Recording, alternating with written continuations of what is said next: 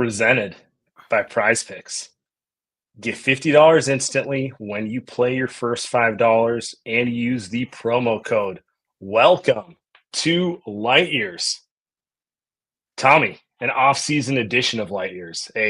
Sam is traveling the world in parts unknown. And he has just turned on his Light Years. Oh, what a great game last night, by the way. Incredible, man.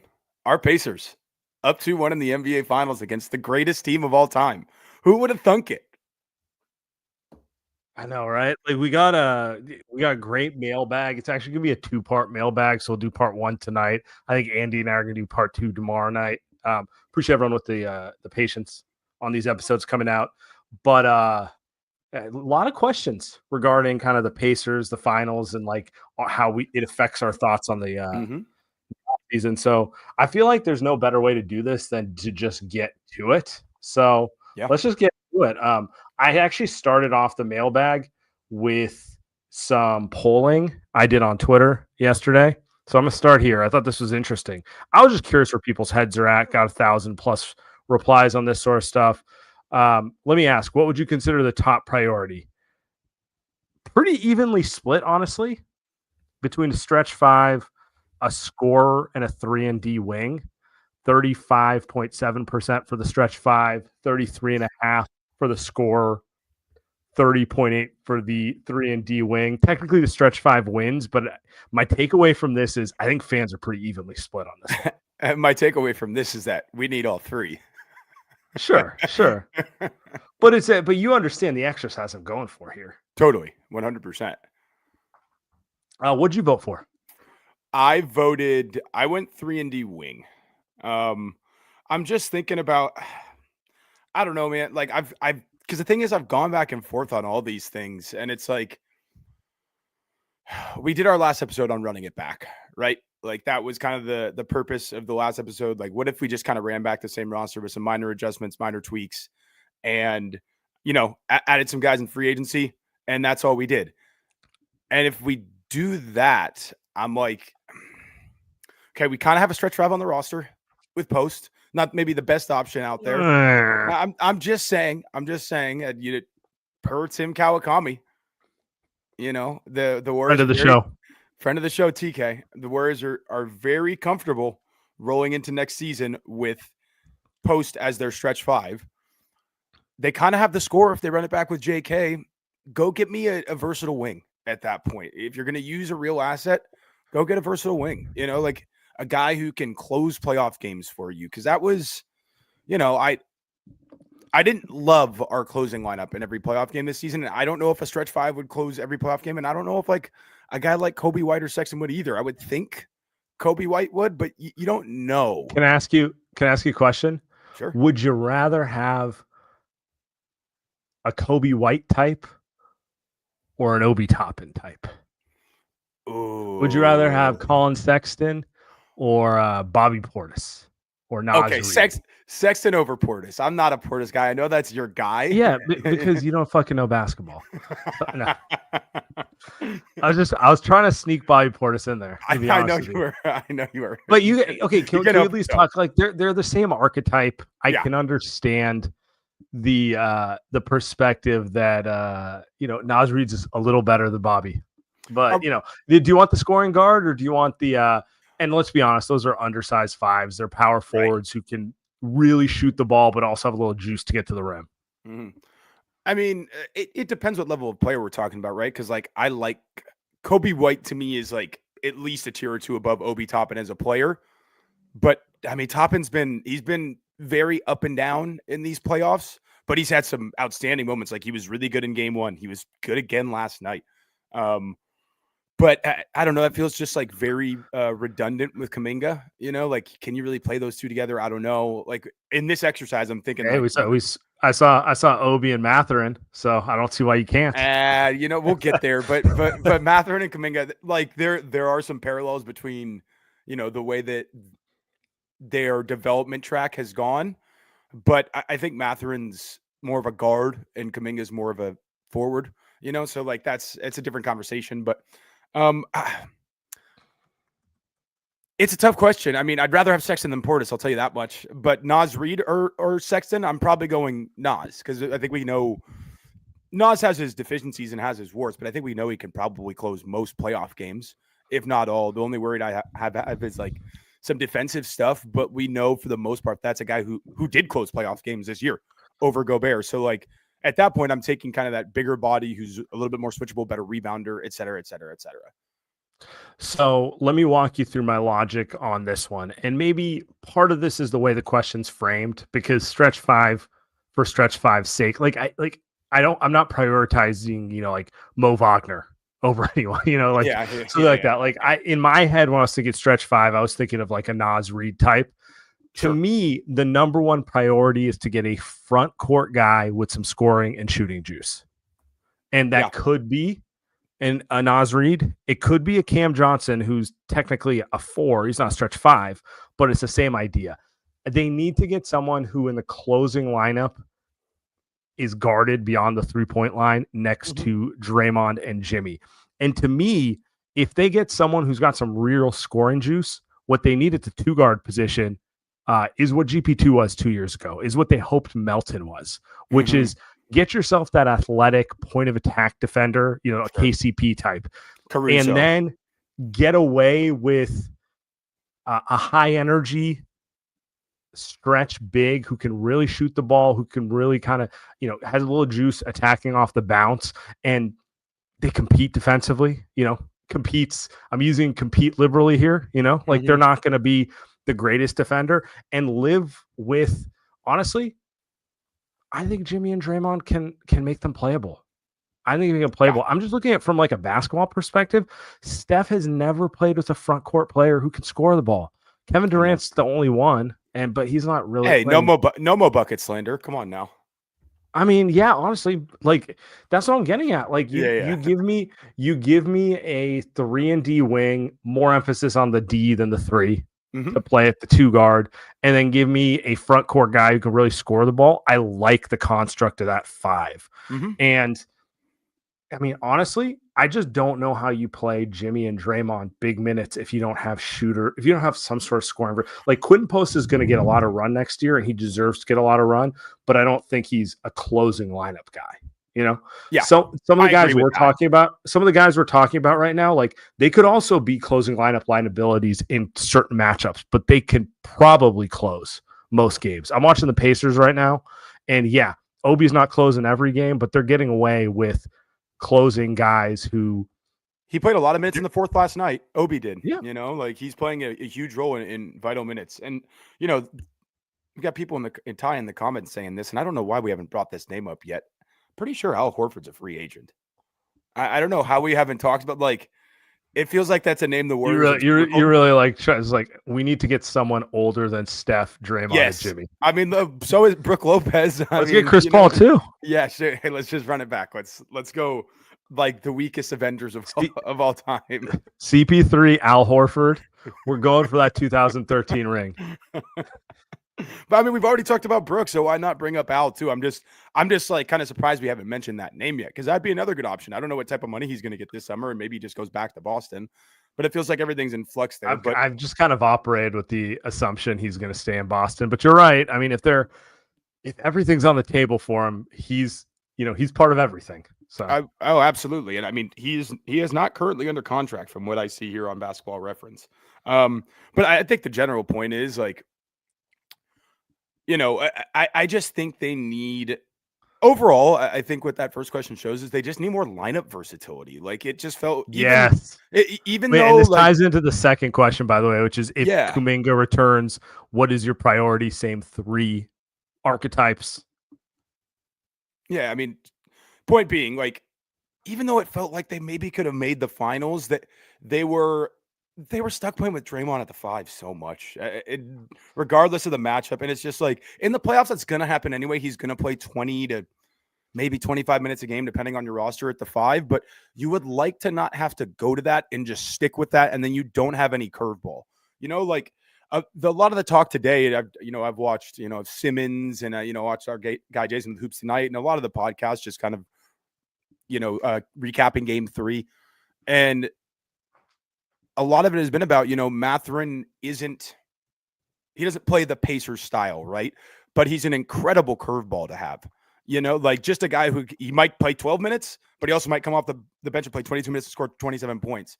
And what the Warriors were kind of missing this past year is just like they didn't have a curveball for the most part. And you could say Kuminga was that, but part of the issue is they didn't have lineups to make him work. And the Pacers have lineups where the Pacers have lineups where they can make Mathurin work.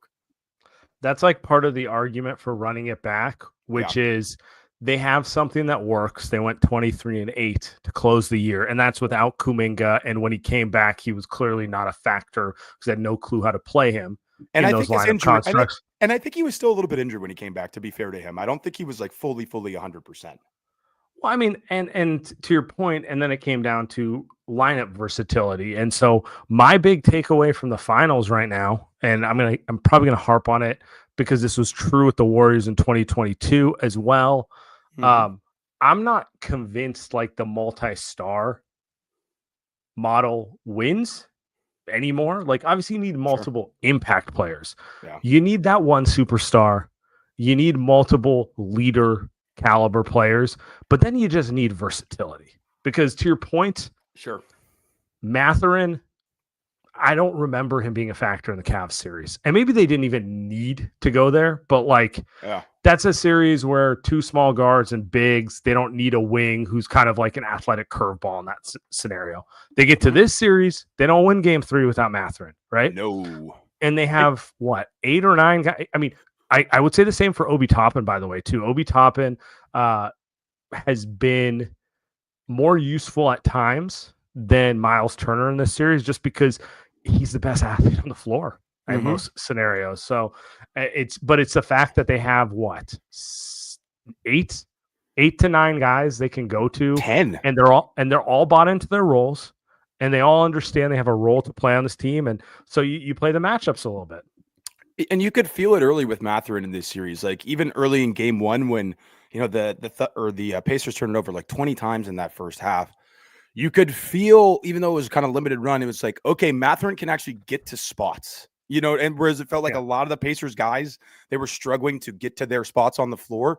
Mathurin has that combination of like athleticism and his handles good enough, and then enough obviously scoring touch to where like he can get to threatening spots and actually do something. Whereas against a defense as like difficult and as stingy as the Thunder, especially at the point of attack, like you're just going to need guys who, shit, man, nothing's going, go get a goddamn bucket. And that is the argument for bringing Kuminga back is like, yeah, they have Steph and they have Jimmy, and both of those guys can do that, but you probably need one more. You probably need one more guy. I mean, look at the Pacers themselves. You got Haliburton and you got Siakam, and then Mathurin's kind of like McConnell gets wherever he can hit some shots, but he can hit shots. But like you need a guy who can get to spots, right? And on the star model point, I do think it's interesting because like Siakam, Jalen Williams, and Jimmy are all probably about the same tier of player at this point, and you could make an argument at the end of the season. Those are 3 of the 4 best teams in the league: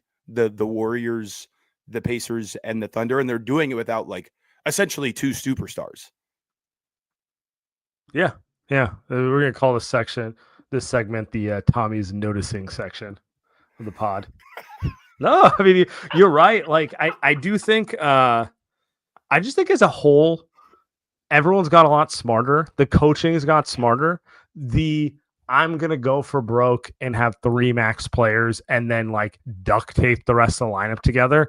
It doesn't work because good teams will figure out how to pick on your veteran minimum guys. Sure, you can find veteran mins here and there, but the idea that you're going to be able to go like a big 3 and then whatever's left on the scrap heap, like the odds are very much against you.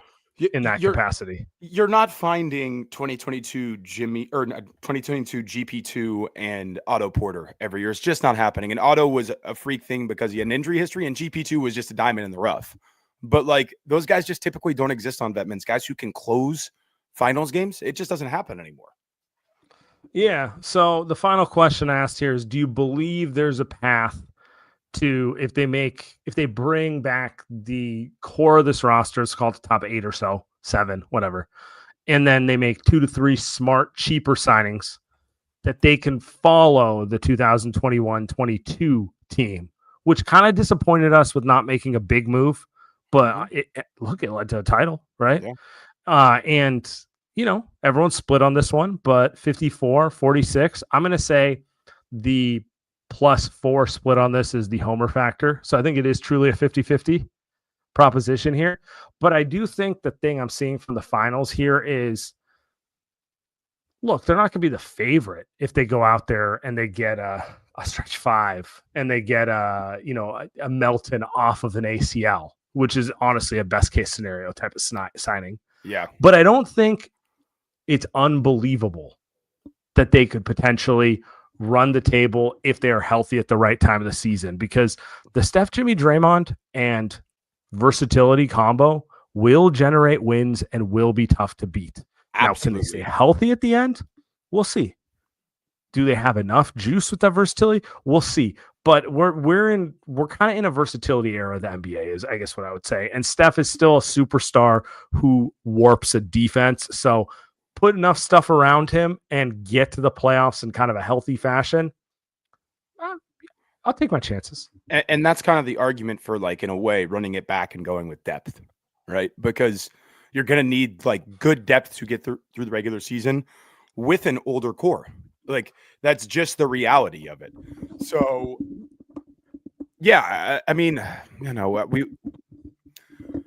were all at a point where we thought that the Kuminga thing was over, and I was certainly done with it. I think a lot of people were, and there's a lot of people who are still Kuminga believers, but I guess I'm starting to come around to the idea of, like, if you make the proper moves and then you put him in the right role, it's workable. My only concern is, you're bringing him back on what, probably $25 million a year. And is that a guy that you really want to be bringing off your bench? Like, how does that whole thing go? So yeah, I don't know, but we'll see what happens, man. But I am very excited for it all. Let's do, should we do some Via? Should we talk about Via? Feels like that time of night. Light Years Podcast. We are brought to you by Via. If you haven't tried Via yet, you're seriously missing out. Whether you need to unwind, refocus, or just pretend you have your life together, Via is here to enhance your everyday and, let's be honest, probably your night too. With products ranging from 0 to high cannabinoid levels, Via lets you fully customize your experience to fit your needs. And the best part, Via legally ships across the United States. Discreet, direct to your door, no medical card required, and backed by our worry-free guarantee. Not sure where to start? Take Via's product finder quiz to get personalized recommendations tailored to your needs. It can take less than 60 seconds to complete. So if you're 21 plus, check out the link to Via in our description and use the code LIGHTYEARS to receive 15% off, free shipping on orders over $100. And if you're new to Via, you get a gift free of choice. After you purchase, they ask you where you heard about them. Please support our show. Select Light Years in the dropdown. It's the best way to support us. Enhance your everyday with Via. By the way, did you play the Mathurin more on game 3? I didn't. Did you? I did not. Oh, I was thinking about our friend Bill, though, predicting it. The goat, Bill. The goat with that prediction there. I'll tell you what I am playing for game 4 here. I'm calling a Miles Turner game. I spent this entire time talking about Obi Toppin, and I believe everything I'm saying about Obi Toppin, and I do believe in the depth of the roster. I just got a feeling, because Miles Turner's had a quiet series offensively. He's played good. I thought he played actually really well in the fourth quarter of game 3. He did. Defensively, screening, just making the plays that need to be made. But he hasn't really had a game where his shot's going. And I just have a feeling at home in Indy, free agency coming up for my guy. And let's be honest, they're feeling good about themselves. The shots are there for him. The shots are there for the bigs because they're kind of funneling and daring the bigs to beat him. Obi Toppin did in game 1. I think it's going to be the Miles Turner game. That's my prediction. I'm taking the more when this hits, when you listen to it. I mean, I don't know. Just at me on Twitter and say I'm smart and make me feel good about myself. So quick stat for the people to back you here. He hasn't made 2 or more threes in 8 games, and that's a really long time for Miles to not make 2 or more threes. So just to say, he's due. Yeah, he is due. He is due. Guys, cash in. on the basketball playoffs with Prize Picks. Don't miss your last chance to get your favorite players from the court in your Prize Picks lineups. Whether it's points, rebounds, assists, take your more or less for your shot to win up to 2,000 extra cash. And on this one, I'm saying take the more on threes. That more, I think it's 1.5 right now. I'm taking the more on that. He's hitting over 2 in this next game. Prize Picks is the best way to win real money this summer. Make your picks in less than 60 seconds and turn your sports takes into real money all season long. Guys, download the app today. Use code LIGHTYEARS. Get $50 instantly when you play your first $5 lineup. That's code LIGHTYEARS. Get $50 instantly when you play your first $5 lineup. Prize Picks, run your game.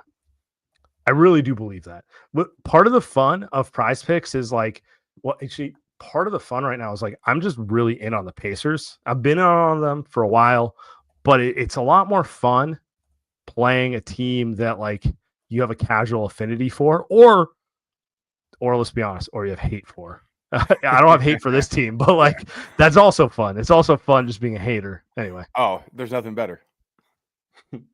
All right, let's get to some mailbag questions. Our guy Sleepy kicking it off. Oh, Sleepy. This kind of related to the topic, so I'm going to do it first. If Kuminga stays, which in my opinion he does, will he finally conform to what the Warriors need from him to finally be on the floor, or is he just too far gone and wanting to be the man? Second question, would you trade him straight up for Mathurin? Let's start with the first one. We've talked around this a little bit. The hope would be that the contract, whatever money he ends up getting, let's say it's 4 years, $100 million, which is probably not what he wants, but that might be what the market dictates. I think he's getting 4 years, $60 million, brother. Oof. It'll be topping money. Look, I mean, I would be ecstatic about that. That's actually not a bad contract. That's incredibly movable. A team would absolutely be like, if it's not going well with the Warriors, a team would be willing to take a swing on him. I thought you were going to say you're going to be ecstatic because you're like, yeah, I would take a $50 million contract. And I'm like, hey, me too. They don't make those for podcasters, man. Unless Only you're Bill. Yeah, unless you're Bill. So, no, but I don't know. You would hope the money, ease the situation a bit, having some stability, having that second big contract, even though 4 years, 60 isn't what it wants, still a hell of a lot of money. And you're probably right. It's probably more in that range. Yeah, I think it's going to be more than that. I would think at least 480, but the hope would be again that kind of like eases his mind in that sense. And then if he doesn't get the money that he wants, he's like motivated in a way, right? To like prove that he's worth more than that. Cause like, he's only 22 years old. Like he's going to sign another contract in the NBA and he's going to have 4 years to prove that, he's a max player or close to a max player. So I think part of him is too far gone in wanting to be the man, but I also think if you build the roster correctly and you build a roster where he can be the man in certain moments, he gets 12 minutes a game where it's like, all right, dude, just go cook, and we'll see if he's ready for that. But yeah, I mean, I think it's possible. Like, where do you sit on it? You know what? I don't know if it's possible. And I've just been thinking about this in context of watching what Mathurin's doing in Indy. And Mathurin was the 6th overall pick in his draft range. Yeah, I think 5-6. Yeah. And he's got slightly more consistent minutes than Kuminga, but it's been a lot of yo-yoing. And he's definitely been yo-yoed this playoffs. I mean, he played 1 minute in one of the games against the Cavs, a lot of like less than 10-minute, essentially garbage time minutes that he's gotten. He's been yo-yoed around, but he stayed ready. But you know what the difference with these two situations is? It's not that Rick Carlisle is a better coach, although he is a fucking good coach. He's an incredible coach. It's not that Tyrese Halliburton is a better leader, although he's also a fucking phenomenal leader in his own right. Who's the owner of the Pacers? Why am I blanking on the name? Perfect. GM. Yeah. Perfect. You don't know. You don't know. You know what he's not doing? Yeah. He's not finding the first camera to talk about how Mathurin is the future of the franchise and how he picked him. Yeah. You know what he didn't do when they got eliminated last playoffs? Go find a camera and talk about how the fans behind him were telling him how amazing Mathurin was. Yeah. You know what he didn't do? When Kuminga went to the media and said he's lost faith in a championship level coach, he didn't get placated by the owner of that. None of this is to say the player doesn't have responsibility, and I'm sure Mathurin is annoyed in his situation. You get picked in the top 5 to 10. You have aspirations of being a star, and he's clearly been pushed to role player status in Indy, which is what he is, But he doesn't have powerful figures in the organization conflicting the leadership of the team. So my only take on this is, I don't know. I don't know. But if it goes side, and part of the reason I think he should go is I think it's already too toxic. But if he comes back and they figure it out, I'm going to be very proud of him for showing maturity, and be very proud of Steph and Steve Kerr and Draymond for persevering in a situation which was created to make them fail. Because let's be real, those are championship leaders. What the fuck is the owner doing contradicting them in any capacity? And I get it. He's trying to hype up his guy, but you are cutting your coach's legs every time you do that. You're cutting everyone in the organization's legs every time you go out there and you just like wax poetic about him when there's like real reasons he's not on the floor. There's also moments where the coach is unfair, but the reality is the coach has to have the power. It's a fantastic point, and one that I hadn't even considered. I mean, who has Joe Lacob talked about more in the last 24 months? Jonathan Kuminga or Steph Curry publicly? Who has he talked more about? I mean, well, I know who he talks about when it's investment time, but I hear what you're saying. yeah, of course. We all know where the buck stops, for lack of a better term. It's a great point, and that's probably why it is already too toxic. But that being said, if I would trust any group of guys to figure it out, it's probably the guys in this organization. It's Steve and it's Steph and it's Draymond and even Jimmy to a certain extent now, right? Like he's taken on a bit of a leadership role in as short of a time he's been here, but like clearly everybody in the organization really, really respects him. And, he's good, unless Giannis becomes available or Katie in the next week says he wants to come to the Warriors, Jimmy's going to be back next year. So like, I will trust that group of 4 guys to at least try and figure it out. And Steve said as much. He said, if JK's back next year, we will give it the runway, especially early in the season, to see what we can find. But again, this all hinges on how they construct the roster. They can't construct the roster. If they construct the roster the same way, Bobby it's Portis. over. God, I'm not even going to talk about it. I'm not going there. You can wax poetic. I actually think he'd be a terrible fit with Kuminga, but it'd be awful. But yes, get shooting. I'll non-troll for a second. Let's get shooting. And to the second part, would you trade him straight up for Mathurin? I would, but that's only because Mathurin has not been in this yo-yoed situation of toxicity, which I think Joe created. I'm gonna be honest. I think Joe created it and the entire thing. I think if it's a pure talent question and I don't have to consider any of the situation around it, I'd probably hold on to Jonathan. It's like I don't think there's a huge talent gap between the two. I just think it's more of those, like, if I had the option, the fresh start makes all the sense in the world to me. Yeah, and I think Mathurin was a year later in the draft, so you get the extra year of a lower contract number, which we know Joe would love to a certain extent. But yeah, of course, or just not having to make a decision, dude. Joe has created all of this over the last 5 years. All of it has been so fucking stupid. Who in their right mind would ever think this could work? It goes against human nature. Of course, the young guy wants the high draft pick, wants shots, and he wants notoriety, and he wants money. How is that going to mesh with guys who are trying to win championships? It's not possible. It works with the Thunder doing it with a bunch of young guys because everybody's young besides Caruso and Hartenstein. Like, that's why it works. You don't have 2 very, very distinct timelines groups. Or you pick young guys who are wired differently. Brandon Bajemski, Trace Jackson. Tyrese Halliburton. Tyrese Halliburton. Sure. I mean, but the idea you're going to truly do 2 timelines, which is these guys want to win right now, and these guys are truly development projects. Like that's not real. That's not a thing, because Halliburton was ready to play as a role player day one, and he did. Mm-hmm. Yep. It's the same thing as Pods. It's obviously better, but yeah, exactly. But no, it's 2 sides of the same coin. Like guys who are able to contribute on a small role, and then you would hope that one day they can scale up. All right, let's get to the next question. Oh, our guy Neil, it's hilarious with literally a question that dovetails, and I know I haven't shared it with you. Give me 1 second.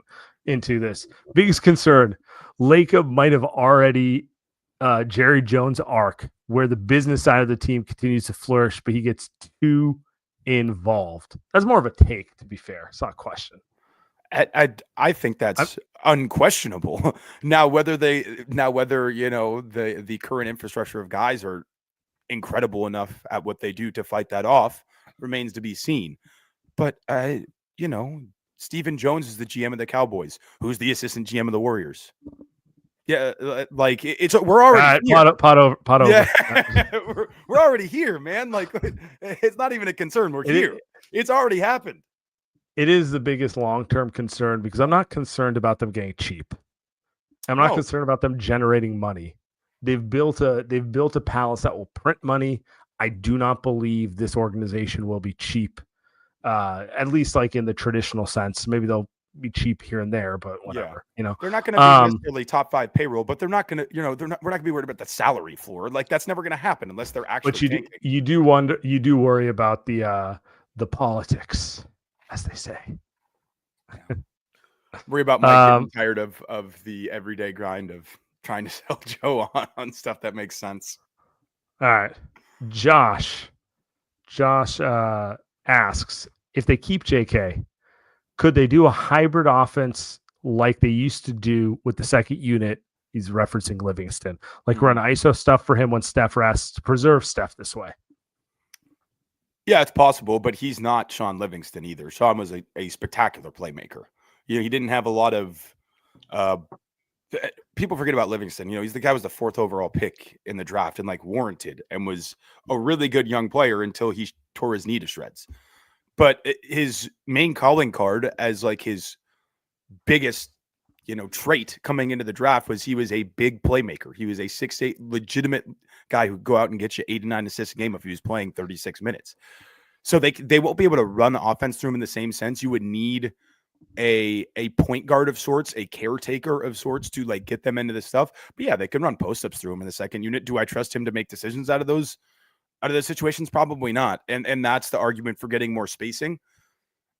But you could do some version of that, but I don't know if it's like playoff viable, right? Like it's again, it's going to look a lot like Mathurin, but who was Mathurin playing next to the entire time? TJ McConnell, who you could argue is the best backup point guard in the NBA.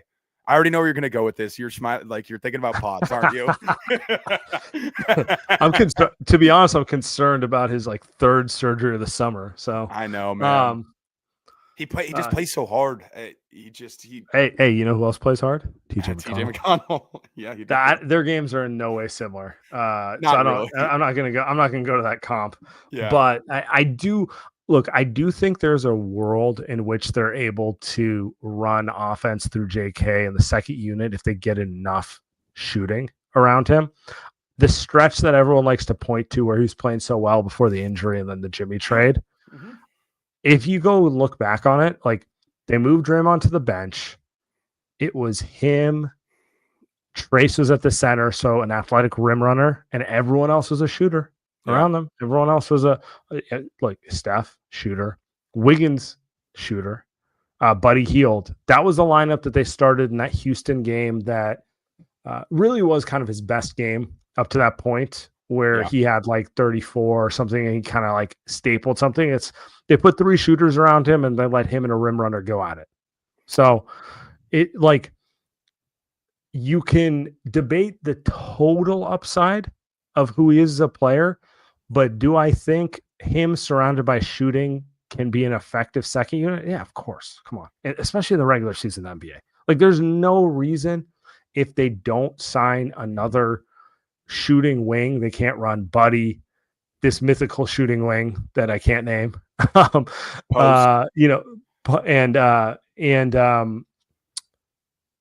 Kuminga, and it's not going to just like, generate offense and kind of like let you run 6 minutes when Steph sits, 8 minutes here, that type of thing. Yeah. A lot of the Warriors roster malfunctions can be fixed by just signing a couple shooters who are not just like Sam Hauser, but like guys who can do a little more than shoot the ball. Sure. And then they at least have lineup versatility to make some guys work. Would you put Jimmy out there with Kuminga in the second unit if they do something like this, or would you kind of split them up a little bit for the most part? What do you think?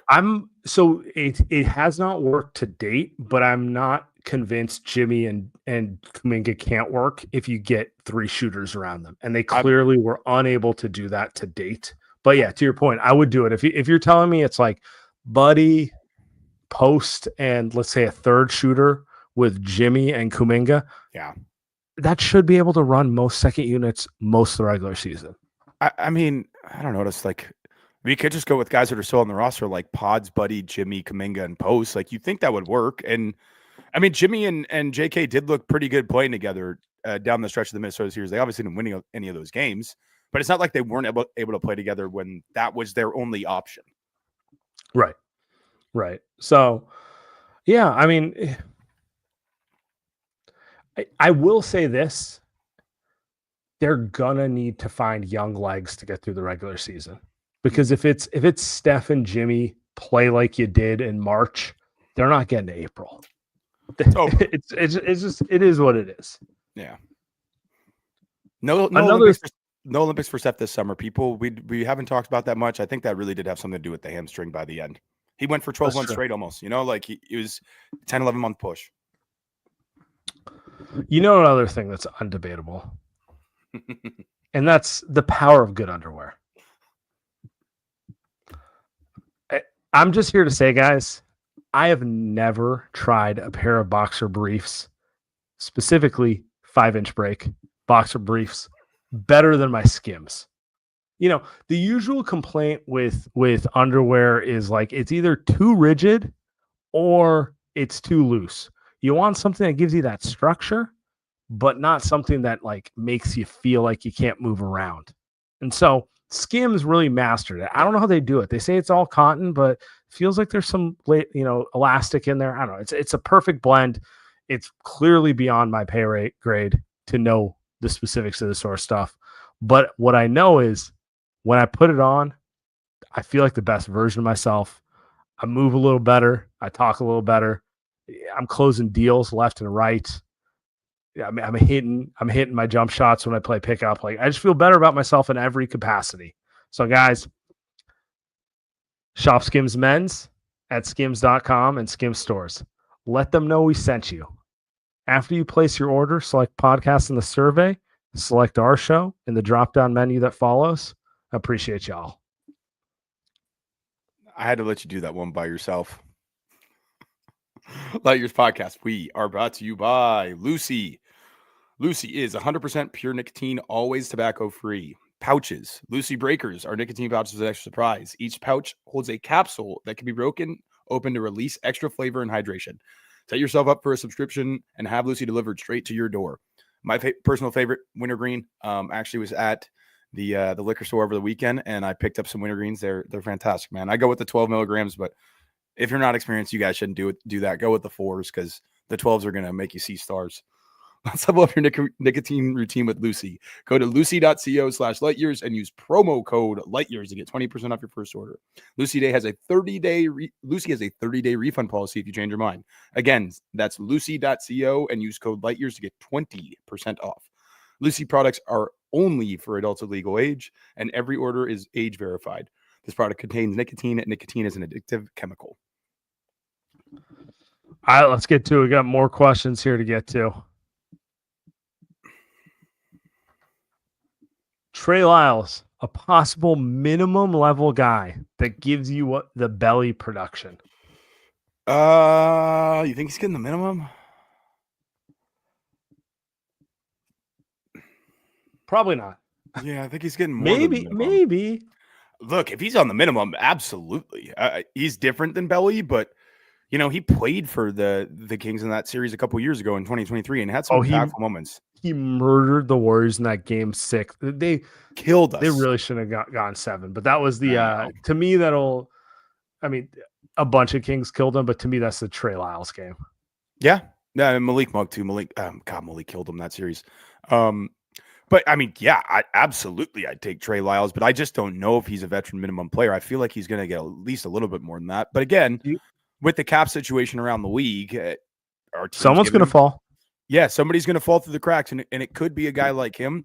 But I think he probably gets at least a taxpayer mid-level. I would think I don't know if he's or somewhere in the middle, like the $4 million like base annual exception type of thing. Something that they probably don't have. Yeah, exactly. Like, would be an absolutely helpful player, like stretch 4-ish guy, can shoot the ball a little bit, has like some playmaking chops, can drive a closeout. Not the greatest defender, but at least he has some length, and some size, which obviously is always a desperate need on these Warriors rosters, it seems. So yeah, I'd absolutely take a look at him. That's a good name to throw out, but I just don't know if he's getting a veteran minimum. Is there anyone who is clearly a vet minimum guy? In other words, they probably had a bad year last year that you're like, I like that guy. I'm like, not like, he's going to save the Warriors, but you got a level of like, oh, that feels like a sleeper. If we get him on a vet minimum, we might save it. We might save his career. He might be a perfect fit here, and it opens up options. I mean, Melton obviously pops to mind. Sure. Because of the injury stuff, but that's not a guy who can shoot, but I've always loved this guy, and we just talked about Sean Livingston. He reminds me of Sean Livingston in so many ways. I would love to take a look at Markelle Fultz. I know he's had so many injury issues, but he just fits even as a non-shooter, like he's a good passer. He can he's actually a good post-up player, super athletic, can defend, gets deflections. Like that is a guy I would absolutely take a look at. And I know it goes against everything we've said about needing more shooting, but they also do need guys who can get downhill. Like it never hurts to have another guy who can get paint touches at will. And he can kind of do that despite all his deficiencies and warts. That's just a guy that I've had my eye on for a while that I think would be a great Warriors fit, and a guy that would pop more in like a Warriors type system. Like he doesn't have like great on offs or anything with the Magic, but like they don't have any shooting anyway. So just another guy who can't shoot. He's not going to look great there in the Warriors system. I think he could really shine and really flourish. And that's a guy who you could run a lot of second unit stuff through, in my opinion. Yeah, no. I'm anti really? I'm anti Markelle Fultz. I really need shooting. I'm gonna be honest with you. I know. I don't see a world in which they can get away with a non-shooter.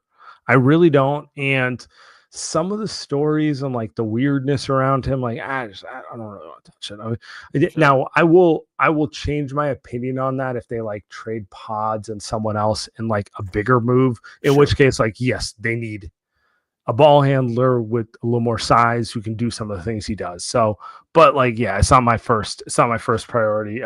Obviously my first priority is Cam Spencer. So we can unite Cam and Pat Spencer.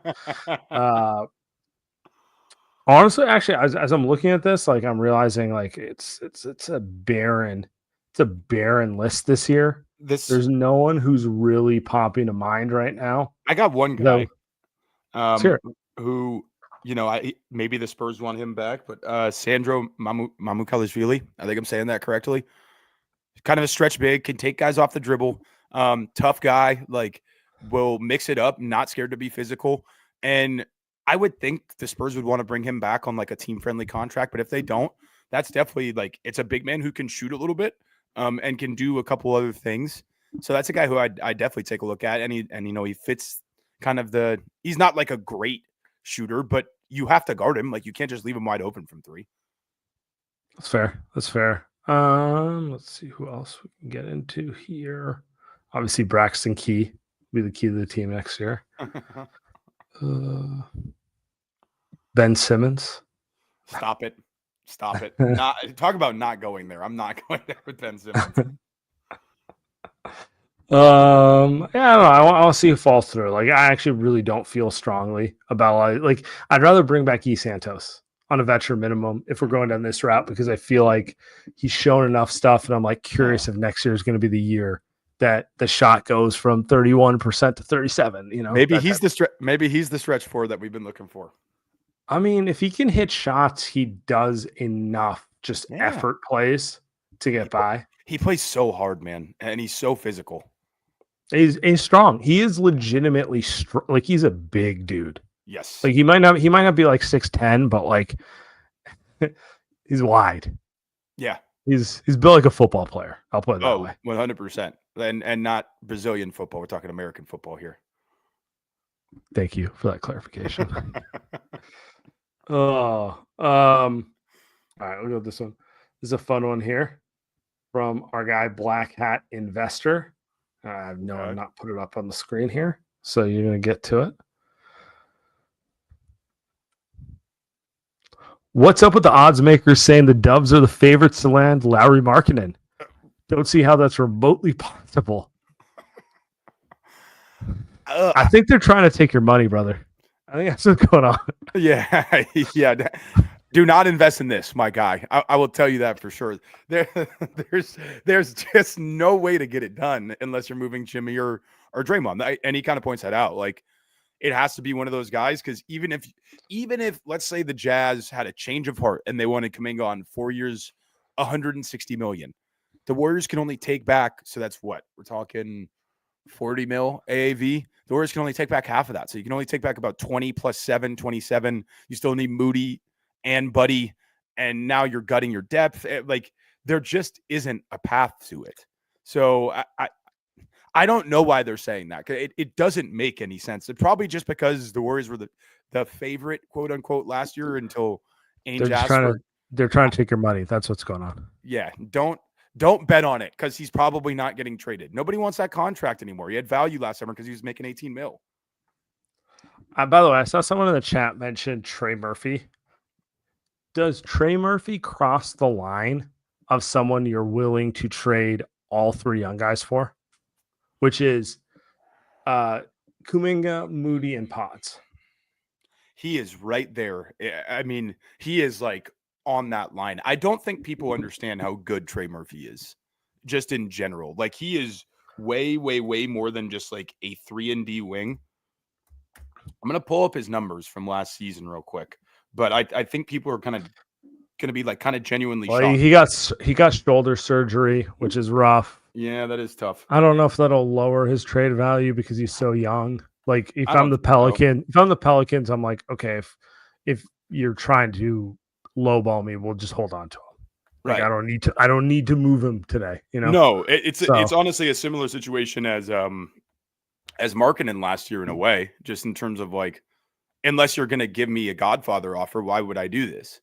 But last year, Trey is 21, 5 rebounds, 3.5 assists a game on 45, 36, 89.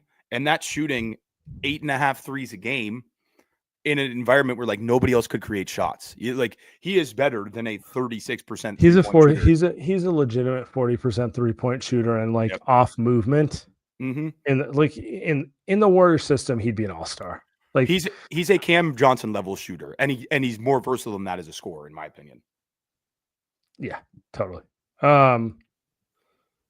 I think, because it's been a question that's been posed, and I don't have in front of me, but like, what is your line for where you're willing to trade all the young guys? I think Trey Murphy's my line.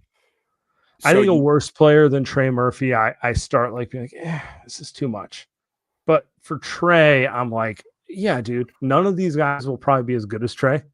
And it's absolutely worth it because of how well how good he is, 2, the contract, 3, how well he fits around your core guys.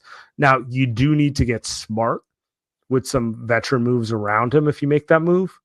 But I like where you're Markelle Fultz. if they make that move, I'll be okay with Markelle Fultz. Yeah, right. No, it does make everything tougher. Like, all 3 is tough because like you would like to keep at least one in that scenario just for depth purposes. We just got done talking about how they're going to need depth to get through the regular season. Mm-hmm. So it definitely makes it tougher. I mean, maybe you can convince them to take Buddy instead of one of the young guys for whatever reason, but All three. Pick. That's how a pick. Yeah, exactly. But Joe's not giving up his precious picks. We know that much. Joe's sending Kent before he gives up a pick, a post Steph pick. It's just sorry. I can get another son, but I'm not giving up a top 10 pick, buddy. Let's move on. And I get it, dude. I don't have anything else. I get it.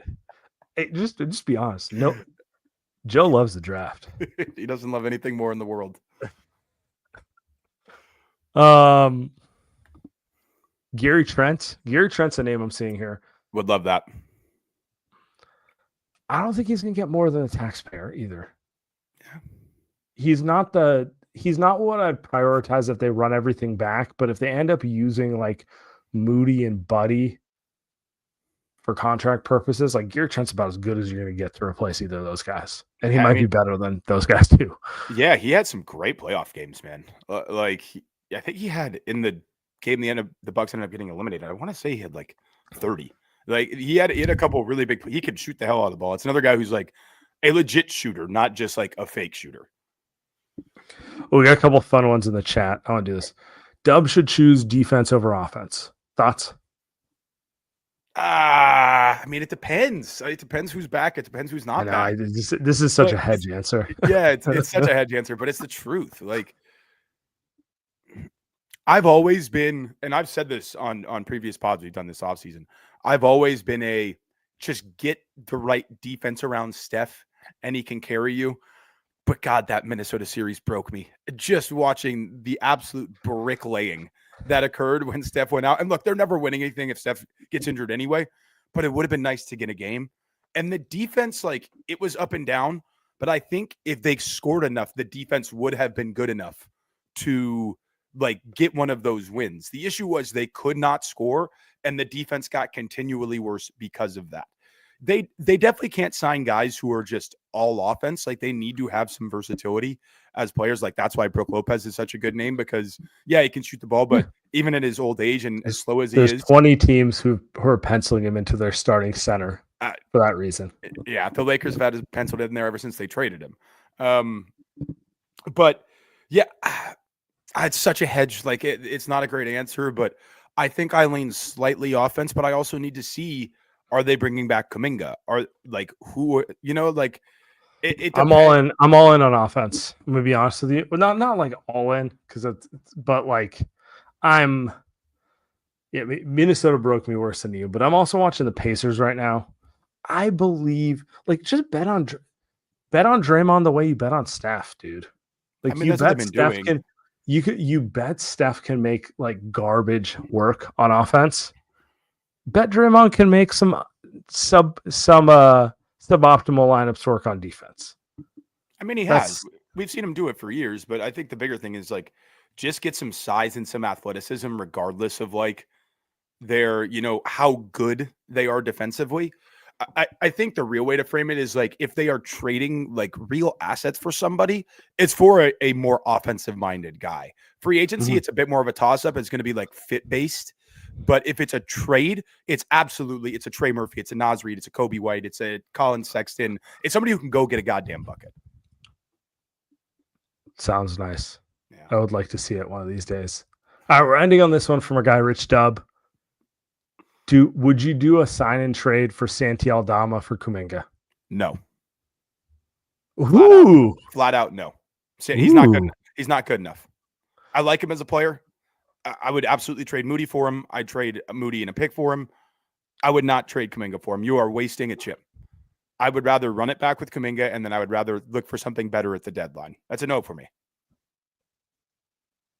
I really like Santi Aldama. Who would have thought? I'm not gonna lie. I'm not gonna lie. It's mostly because he looks Middle Eastern as hell. Like, I got a little bias there. I don't know, man. Santi Aldama is, how old is he? 24? Yeah, he's 24. Yeah, shout out me. I think he's kind of overrated. I think he's kind of like, he's a good offensive player. I think he's an absolute stiff defensively. I don't get a stiff defensively. I think he strikes me in the same category as like as a Naz Reid or a Obi Toppin, where I'm like, And to be clear, these guys are all fours. They're fours who play the five as opposed to fives. I really just want one of these guys next to Draymond and Jimmy, like a guy I'm who with you there. has real shooting juice, real shot creation. Like they're not just a standstill shooter. They're not Luke Cornett. They're not Sam Hauser. I don't know why I'm on the Celtics, but like, you know what I'm saying? Like they're guys, they're not Quentin Post, you know, they're guys who can hit a shot, but like if you close on them, they can drive to the rim, quick straight line drive type of thing. They rebound it well enough. They make just good enough decisions as a passer. Like someone's got like a little juice. Put that around Steph. Put that around Jimmy. Put that around Draymond. I want a guy like that. I really like Santi. I think he's underrated. I actually think the Grizzlies have mostly had a fucking garbage team for like a year plus now because John never plays. Desmond Bane also doesn't play as many games as you'd think. He's a good player, to be clear. But like they get like a lot of mileage out of two-way guys in Santi Aldama and Jaren Jackson. They do. I think he's better than he gets credit for. I think he can win a lot of games with him. Would I trade Kuminga for him? I think I would. I think he's my line. But I thought it was Trey Murphy. Well, Trey's a better player. Trey's a better player. Trey's a better player too, to be clear. Trey I don't waffle at all. Yeah. Kuminga can make an all-star team, and I'll be like, I feel good about this trade. I feel good about it. Yep. Santi is an actual like waffle scenario. I just the Grizzlies' defense is consistently worse with him on the floor. At 3 to 4 points per 100 possessions. I'm looking at the stats on pbbstats.com right now. I just think I don't think he moves well laterally. I don't know, man. And the thing is, I actually do like him as a player. He's a guy I would have liked in the past, but like cashing in Kuminga for him, it just feels like, and maybe now I'm overrating Kuminga. Maybe I've lost my mind because it's the offseason. You sound like Joe, and he's like, I have to give up a pick and Kuminga for Siakam. Yeah. What? I'm gonna